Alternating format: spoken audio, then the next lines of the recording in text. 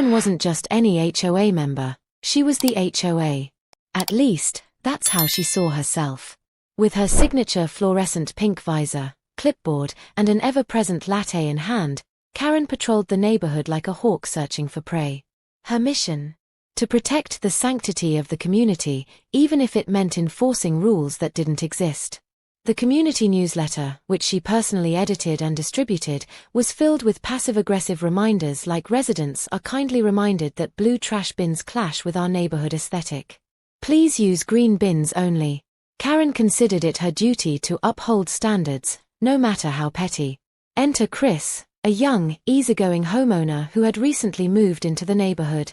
Chris was everything Karen despised: casual, unbothered, and, worst of all, non-compliant with her arbitrary rules.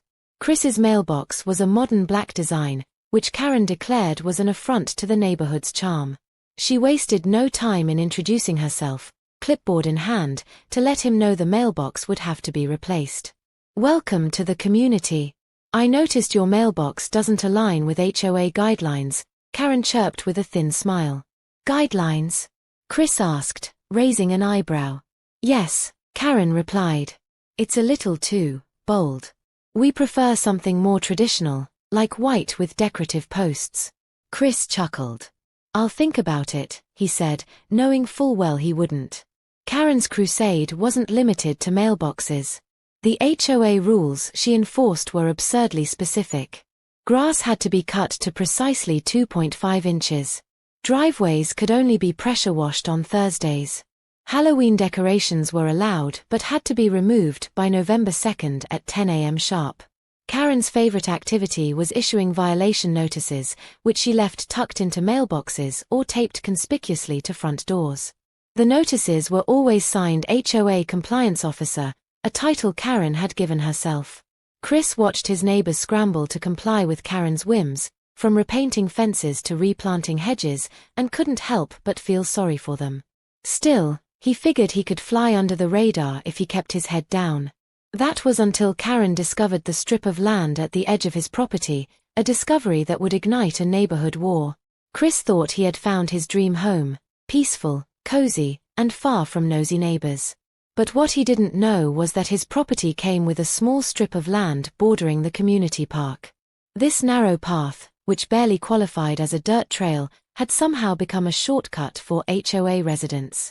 Karen, of course, was the self-proclaimed guardian of this so-called shortcut. In her mind, it was practically a community lifeline.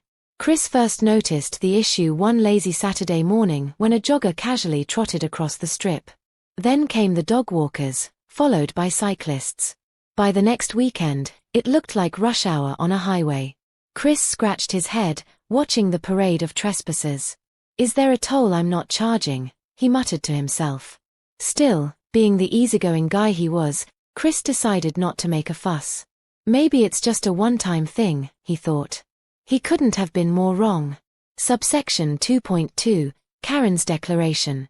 One fateful morning, Chris decided to post a small sign that read, "Private property. Please do not trespass." He figured a polite reminder would be enough to deter the traffic. But no sooner had the sign gone up than Karen showed up on his doorstep, armed with her clipboard and an air of righteous indignation. "Chris," she began with a tone that was equal parts condescension and menace, "we need to talk about that sign you've put up." "What about it?" Chris asked, leaning against his doorframe with a bemused smile. Karen thrust the clipboard forward like it was evidence in a courtroom. "This path has been used by the community for years. It's practically public property." Chris raised an eyebrow. "It's on my deed." "Pretty sure that makes it private property." Karen scoffed. "Well, in this neighborhood, we value community access." "That sign sends the wrong message." Chris bit back a laugh. "Karen, it's just a sign. You're acting like I built a moat." Her eyes lit up. "Don't give me ideas," she snapped before storming off. The next week, the situation escalated. The sign had only emboldened the trespassers. Now, instead of quietly using the strip, they strutted through it as if making a statement.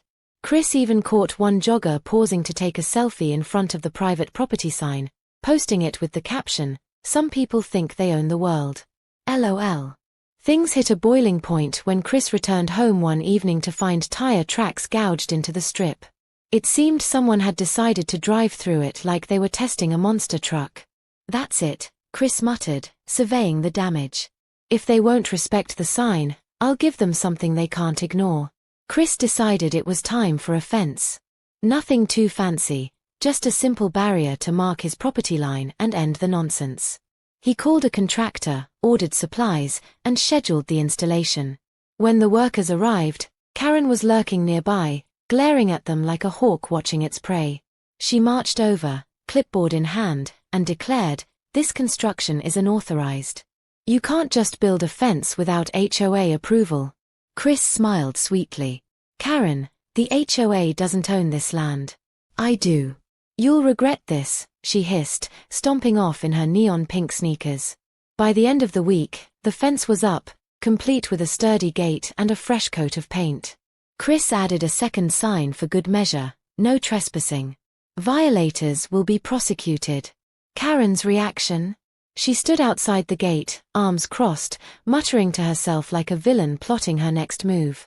Chris watched from his porch, sipping coffee and thinking, let the games begin. The day after the fence went up, Chris woke up to a sound that could only be described as a car alarm crossed with a banshee's wail. He stepped outside to find Karen standing in front of the gate, honking her car horn like she was summoning the HOA cavalry. "Chris," she shouted, waving her clipboard like a white flag that wasn't actually white. "This fence is a direct violation of HOA policy. Open this gate immediately." Chris, still holding his coffee mug, leaned on the fence casually. "Karen, it's 8 a.m. on a Saturday. What could possibly be this important?" Karen marched up to the gate, her visor slightly askew from the effort of her rage. "This path is vital for the community. You're blocking access, and that's illegal." Chris took a sip of his coffee. "It's not illegal if it's my property, Karen. Do you even know what the word trespassing means?" "Don't get smart with me," she snapped. "I'm on the HOA board. We'll see about this." Karen wasn't about to let Chris win. That afternoon, he found a bright yellow HOA violation notice taped to his fence. The handwritten note claimed he owed a $500 fine for unauthorized construction. Chris laughed so hard he nearly spilled his coffee. "Nice try, Karen," he muttered, taking the notice inside and tacking it onto his fridge like a trophy.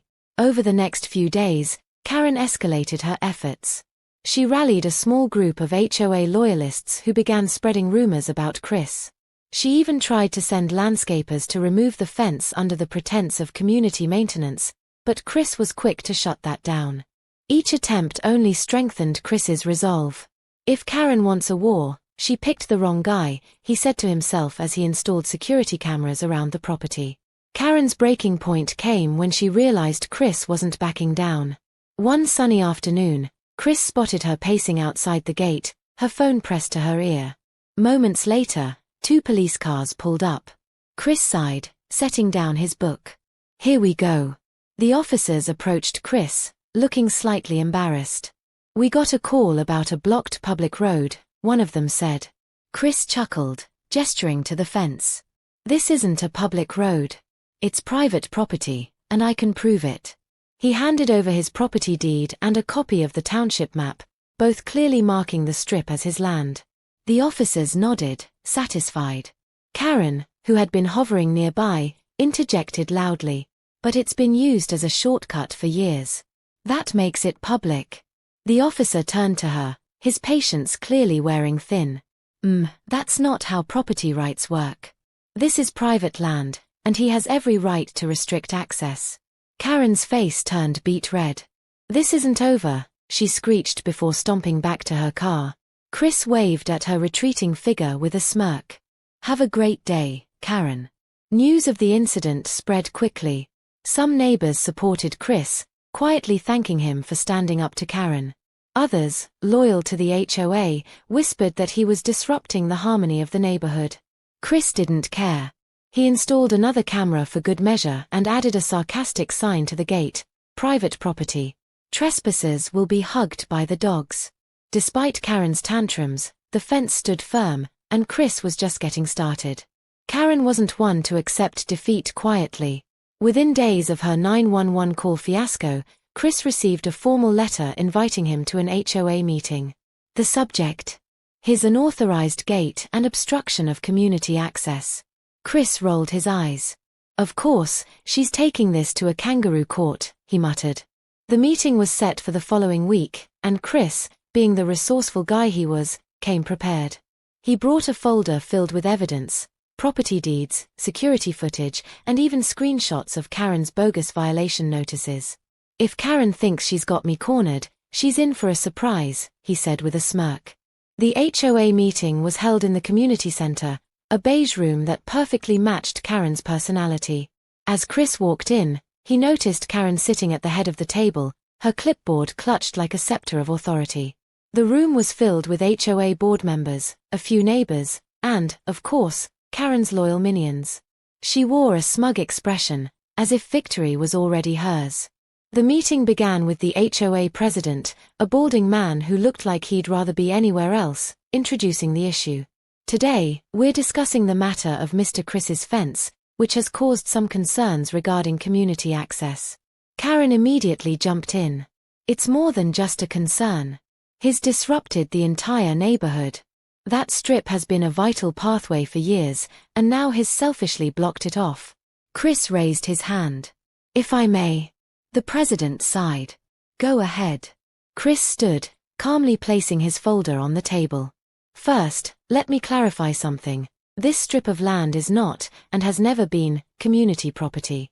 It's private property. I own it. Here's the deed to prove it. He slid the document across the table. A few board members leaned in to inspect it, nodding in agreement. Karen's smugness faltered. But it's been used as a shortcut for years. That makes it a community easement. Chris smiled. Actually, no. There's no easement recorded in any public documents. And just because people have trespassed doesn't make it their right. To drive his point home, Chris pulled out security footage showing various neighbors, including Karen herself, blatantly trespassing. The room erupted in murmurs as Karen's face turned crimson. Karen, refusing to back down, tried one last-ditch argument. This is about the community. We can't let one person disrupt everyone else's convenience. Chris chuckled. Convenience doesn't trump property rights, Karen. And for the record, your so-called community didn't seem too concerned when tire tracks tore up my yard. The board president, clearly tired of the drama, raised his hand. Enough. Karen, we've seen the evidence, and it's clear this land is not HOA property. We have no authority here. Karen slammed her hands on the table. You're all cowards. This isn't over. But the other board members weren't having it. One of them, an elderly woman named Margaret, piped up. Karen, maybe it's time we let this go. We're making fools of ourselves. The room fell silent. Karen looked around, realizing her allies were abandoning ship. The meeting concluded with the board formally acknowledging that Chris's property was his alone and that the HOA had no jurisdiction over it. As Chris gathered his things, Karen stormed out, muttering something about higher authorities. Chris couldn't resist a parting shot. Good luck with that, Karen. The room erupted in laughter as Karen made her dramatic exit. Chris walked out feeling triumphant, knowing he had outwitted her at every turn. Just when Chris thought it was over, Karen proved she wasn't one to give up easily. A week after the HOA meeting, he received another letter, this time from Karen's personal lawyer. The letter threatened legal action, claiming Chris's fence violated an unwritten community easement and demanding its removal. Chris burst out laughing as he read the letter. Unwritten easement? Is that a legal term, or did she just make it up during her morning yoga session? Not wanting to leave any loose ends, Chris forwarded the letter to his own lawyer. A day later, his lawyer called him back, sounding more amused than concerned. Chris, this is a textbook example of bluffing. She doesn't have a case. Relax and enjoy your coffee. Chris smirked. Oh, I plan to. Karen, undeterred by her lawyer's lack of results, took matters into her own hands, literally. Late one night, Chris's security cameras caught her sneaking onto his property with a pair of bolt cutters. The footage showed Karen struggling with the lock on the gate, muttering angrily to herself. After a few minutes, the bolt cutters slipped, and she fell backward into a flower bed. Chris couldn't believe what he was seeing. He saved the footage, thinking, "This is gold." The next morning, Karen acted as if nothing had happened, waving cheerfully at Chris from her driveway.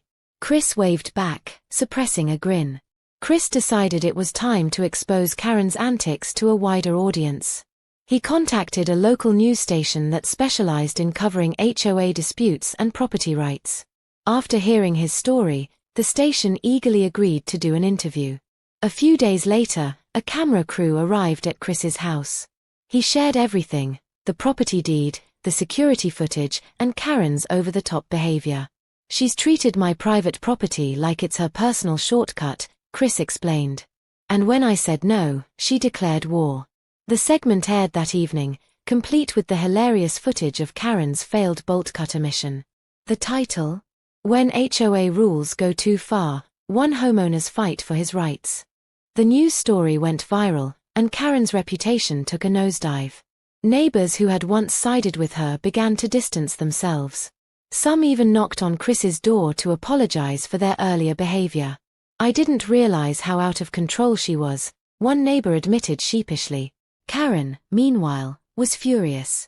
She tried to rally the HOA for support, but the board, still reeling from the meeting, wanted nothing to do with her.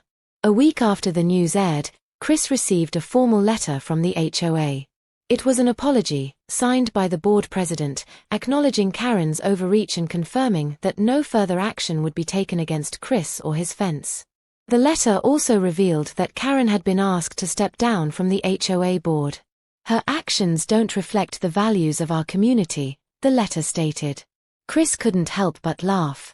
"Guess the HOA finally found its backbone," he said, tacking the letter onto his fridge alongside Karen's fake violation notice. Karen's dramatic downfall left the neighborhood buzzing for weeks. The once overbearing queen of the HOA had become the butt of every joke. Her attempt to control Chris's private property and the viral news coverage had tarnished her self-made reputation. Soon after the HOA meeting, Karen quietly put her house on the market. The sign went up one Monday morning, and by Friday, she was gone. Neighbors exchanged knowing smiles, their lawns never looking greener without Karen inspecting them for infractions.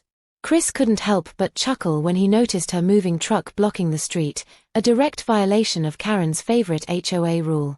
The irony was too delicious to ignore. With Karen gone, the HOA softened its stance.